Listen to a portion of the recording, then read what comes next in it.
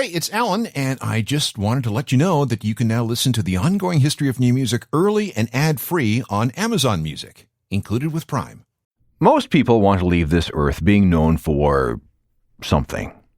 We want to be at least a little memorable to some, so that our time on this plane won't be forgotten so quickly. It's that whole sense of self, my soul has self-esteem issues thing that we're all born with. Maybe you want to be known for being kind to animals. Maybe you're good at math, and you want people to remember your gift for solving difficult differential equations. Or maybe you want to be known as the only man to have ever eaten an airplane. You heard me. Michel Lottito is also known as Massio Monge-tut, which translates as Mr. Eat Everything. He's the world record holder of the largest meal ever eaten. In this case, it's a Cessna 150. This is an airplane. It has a wingspan of just over 33 feet and weighs about 1,100 pounds. It can carry two people at a maximum altitude of 14,000 feet for just over 400 miles, and this dude ate one. Apparently, he has a stomach lining that's twice as thick as it should be, which allows him to digest things like nuts and bolts and sheet metal and chain. Wonder what kind of wine goes with the prop assembly. Anyway, Michel Lottito will be forever known as the guy who ate an airplane. A meal that size is a world record. Which is another thing that got me thinking. What are some of the superlatives and some of the weirdness that comes from the world of new rock and alternative music when it comes to stuff like this? So I started looking, and I found out a lot. This is the Ongoing History of New Music Book of World Records, Part 2. This is the Ongoing History of New Music podcast with Alan Cross. It's another challenge to which I'm not exempt. Here goes another failed world record attempt. And as I try and reach across... That's a dude named Kid Carpet from 2008, an album entitled Casio Best. It's Failed World Record Attempt. He wrote that one as an ode to the Beijing Olympics. Great YouTube video for it, too. Kid Carpet's real name is Ed Patrick, and he believes that cheap keyboards and Fisher-Price guitars are the way to go. He once used a Furby for backing vocals. Remember those annoying things from a couple of Christmases ago? But that Furby was stolen at a gig, so backup vocals are gone. Welcome again, I'm Alan Cross, and this is part 2 of a program I call the Ongoing History of New Music Book of World Records. For the first time anywhere, I think, all the glorious and dubious world records from new rock and alternative music have been collected in one place. On the last show, we covered things like the longest song, the longest album title, the shortest video, stuff like that. Let's warm up with this item. Which alt-rock, new rock performer has been in the business longer than anyone else? Iggy Pop? A good guess. He started making music in 1965. David Bowie? Another good guess. The first record to feature him was a single called Liza Jane. It was released on June 5th of 1964. But I can name one guy who's still touring and still making records even though he broke into the business in, wait for it, 1958. That's the year that Lou Reed, leader of the Velvet Underground, perhaps the first true alternative band, was part of a doo-wop group called The Shades. Lou was just 14 years old at the time. They were part of a series of high school bands in which Lou played while he was growing up on Long Island. What made the Shades different was the fact that they recorded a single in 1958. This was Lou's first ever recorded moments. Now, listening to this, you would never guess that he would later influence Bowie and Iggy and R.E.M. and The Killers and so many of the other movers and shakers of the alt-rock scene in the decades ahead. So check this out. 14-year-old Lou Reed from 1958 as part of The Shades. The song is called So Blue. Why did I have to go and stop your love? Why hadn't I been true and more attentive to you? Sometime when days are gone. Lou Reed from 1958. And as far as I can tell, he is the longest surviving alt-rock, new rock musician in the world. He's been making records for 50 plus years. Amazing. Now, this is still his best-known song. It's from 1972 and was produced by David Bowie. The saxophone part was played by the guy who taught Bowie how to play the sax when he was about 14. The bass parts are by a guy named Herbie Flowers. He was paid $30 for his troubles. A hustle here and a hustle there, New York City is the place where they said, hey babe, take a walk on the wild side. I said, hey Joe, take a walk on the wild side. Lou Reed and Walk on the Wild Side. We put him as the longest-serving member of the alt-rock community, having continuously recorded and toured since 1958. We'll come back to him later. Let's try something else, and this next world record might cause some disputes. Heck, even I disputed it until I saw the video. Now, I play drums, and I have this monstrously huge drum kit in my basement. I used to work in a drum store, so I know big. Or maybe not. According to the Guinness Book of World Records, which drummer has performed with the biggest drum sets? Should be a no-brainer, right? You're probably going to say Neil Peart of Rush. No, that's wrong. The answer is Chad Smith of the Red Hot Chili Peppers. In a special 2006 drum clinic performance for Pearl Drums, the manufacturer he endorses, Chad played a stupidly large drum kit that consisted of 308 pieces. He did this as a favor to a friend who owned a music store. Now, obviously, he doesn't tour with this kit. That would be dumb. This was just a one-off performance in a store, but it was pretty impressive to see and hear.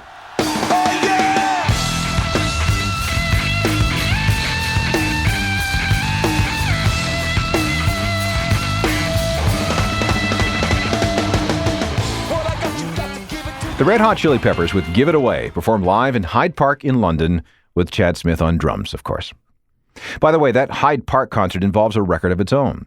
It happened in the summer of 2004, and apparently 245,000 people took in those gigs over 3 nights. The gross was $17 million, and that's some kind of a record. More rock world records coming up, including the world's largest private record collection. And I'm going to actually play you something so you can hear it, a track from the rarest and most expensive alt-rock collectible record ever. Trust me, this is cool. Don't go anywhere. Welcome back to the Ongoing History Book of World Records version 1. It's the biggest, the smallest, the longest, the shortest, the fastest, and the slowest, and all that sort of stuff. Let's look at biggest again for a second. How big is your personal music collection? And you can measure it any way you want. CDs, MP3s, vinyl, I don't care. I've got about, somewhere between 12,000 and 15,000 physical pieces of music. CDs, LPs, and 45s. Some of that has been ripped to my computer. iTunes says that I have just under 15,000 tracks ripped to my hard drive, but most of those are just duplicates of what I already have on CD. Now, I have some friends who have even bigger music collections, but I've never heard of anything bigger than what I'm going to tell you about now. Paul Mawhinney lives in Pittsburgh. About 50 years ago, he started a personal record collection with a 45 from a singer named Frankie Laine. As of early 2008, that collection had grown from one 7-inch single piece of vinyl to more than 3 million records and 300,000 compact discs. This collection covers every type of music imaginable. There's rock, country, R&B, comedy, Broadway show tunes, soundtracks, children's records, bluegrass, folk, new age, jazz, and the music is on LP and EP and 78 and 45. There are cassettes and 8-tracks, CD singles, and full albums. 3 million records, 300,000 CDs. And as you might guess, they take up a lot of room. Years ago, when the collection hit 160,000, his wife made him move everything out of the house. So he found a 16,000 square foot climate-controlled warehouse. I've seen the pictures and they're amazing. But after a number of years, it became too much for Paul. Age, health concerns because of diabetes, and the sheer cost of maintaining this collection became too much for him. So he did what every record collector does these days. He put the whole thing up for sale on eBay. Now, the minimum reserve bid was $3 million.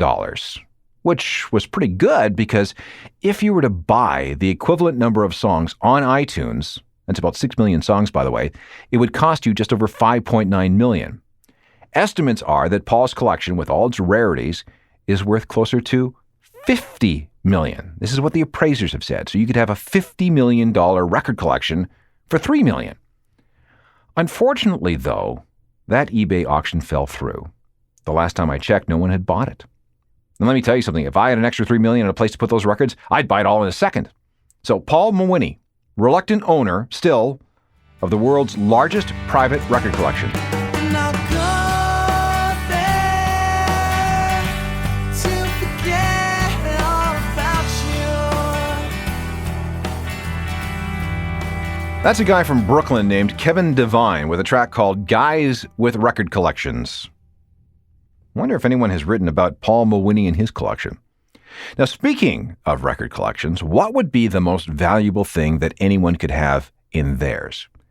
Now, since we're speaking of new rock and the alternative world, we're not talking about Beatles and Bob Dylan records. There are some collectibles from those guys that are worth way more than what we're about to talk about, so we're not concerned. The perennial holder of the high watermark in alt-rock has been, up until recently, the Sex Pistols' God Save the Queen 7-inch single. And not just any 7-inch single. It has to be the one released on A&M Records in 1977. See, the Pistols had a really hard time keeping a record deal. They were first signed to EMI, but they were booted off. Then they were signed to A&M for all of 5 days, but then a revolt by other artists on the label forced management to give them the HEFO again. But in that 5 days, A&M had pressed up something like 25,000 copies of God Save the Queen. When the Pistols were fired, those singles were ordered destroyed. And they were. Most of them. Several dozen copies were, liberated from the pressing plant. At least 9 were given to A&M executives as presents. Some made their way to members of the band. I know the guitarist Steve Jones was known to sell a copy or two if he needed cash. And the rest somehow just went into the wild. Now, occasionally, some of these singles turn up for auction. The last price I heard was $24,000. It'll probably go higher, but whatever the inflation rate on collectibles, God Save the Queen on A&M will keep its position. But it is not the most expensive alt-rock collectible anymore. Back in September of 2002, a guy from Montreal named Warren Hill was looking through a box of records at a street sale in the Chelsea section of New York City. And among the things he pulled out of a box was something labeled Velvet Underground 42566 Attention N. Dolph. It was pressed on cheap, brittle aluminum, which was weird. So Warren bought the record along with 2 others for 75 cents. He showed it to his friend who ran a record store. And they soon realized that Warren had found a one-of-a-kind, undiscovered acetate pressing of some of the sessions that would eventually make it onto the Velvet Underground's debut album. These were known as the Scepter Studios sessions. Warren put it up on eBay and saw the bidding hit $155,401. But then the winning bidder refused to honor anything, and it was withdrawn. Warren tried again, and this time things worked out.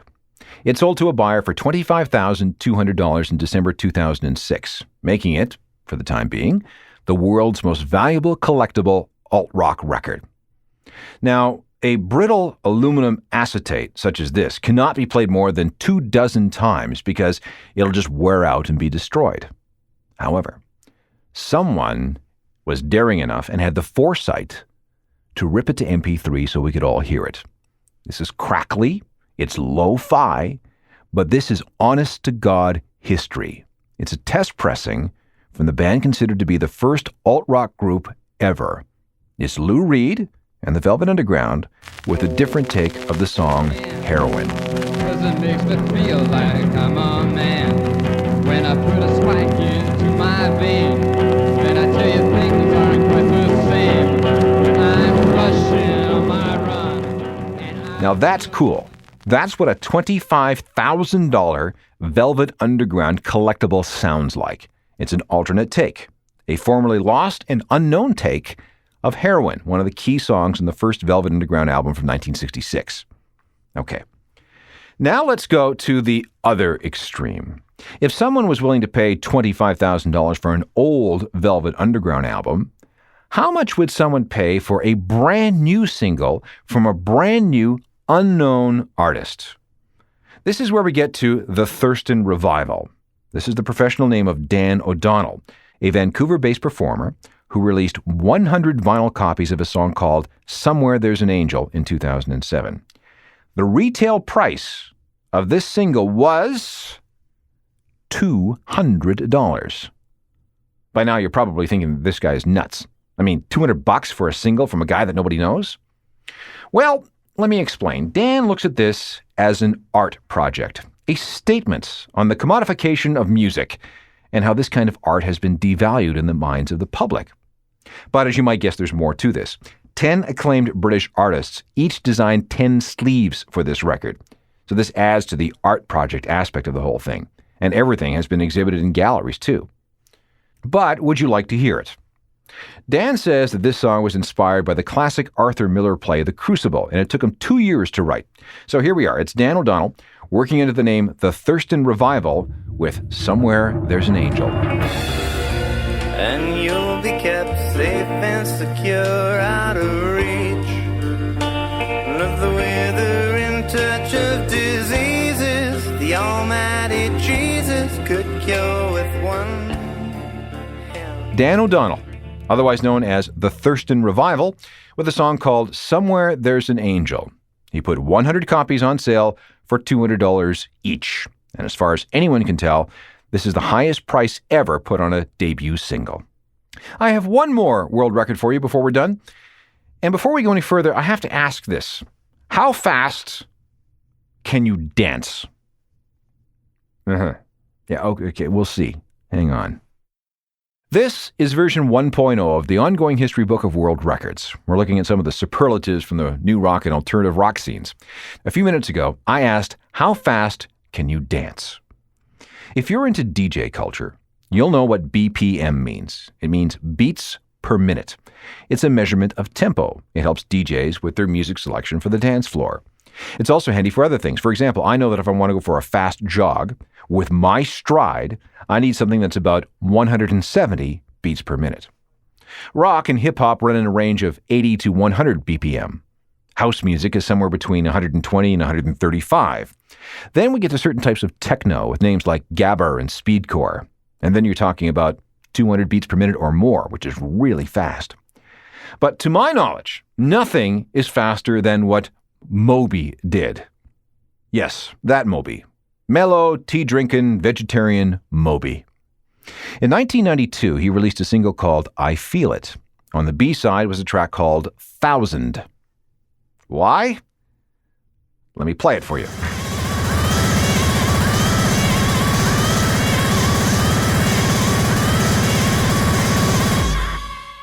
Moby and 1000, a song that reaches 1,000 beats per minute.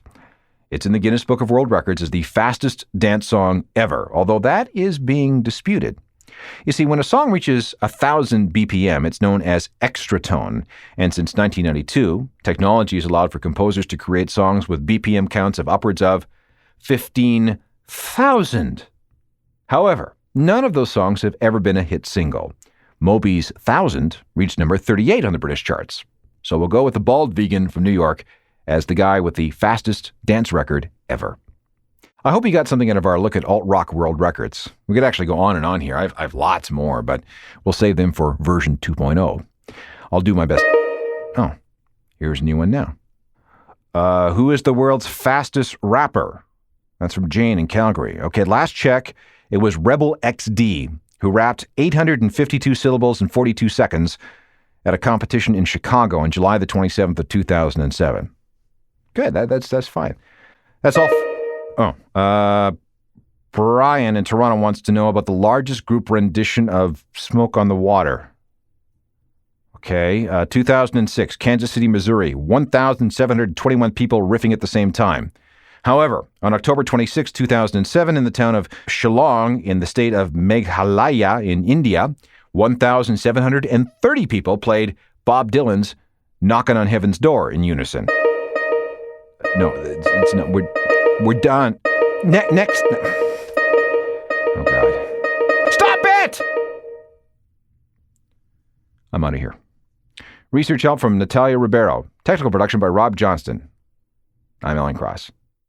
You've been listening to the Ongoing History of New Music podcast with Alan Cross. Subscribe to the podcast through iTunes, Google Play, Stitcher, Spotify, and everywhere you find your favorite podcasts.